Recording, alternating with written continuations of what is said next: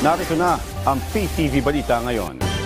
Nanawagan ang pamahalaan sa mga importer na huwag samantalahin ang matagal na pag-iimbak ng supply ng bigas sa mga pantalan.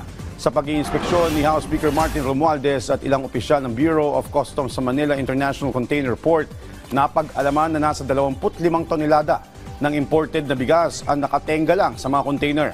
Posible nila ito makaapekto sa supply at presyo ng bigas sa merkado.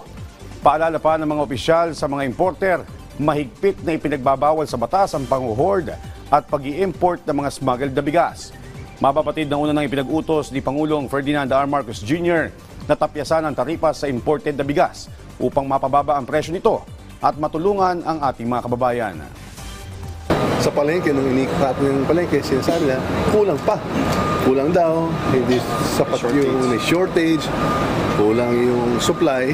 Yun pala, naka-imbak lang dyan sa nakatago lang. At ngayon nakikita natin, kasi sa customs, pinagsasamantala nila yung period. At sana tigilan nila yung practice na para mailabas kayo ng gusto naman natin na lahat ng bilhin kasi maging mas ang kaayos na presyo, abot tayo na lahat. Samantala, nagsimula na ang third quarter nationwide simultaneous earthquake drill ngayong araw. Ayon sa National Disaster Risk Reduction and Management Council o NDRRMC, layo nitong pataasin ang kamalayan ng mga Pilipino. Gayon din ang kahandaan ng publiko sakaling tumama ang malaking sakuna tulad ng The Big One.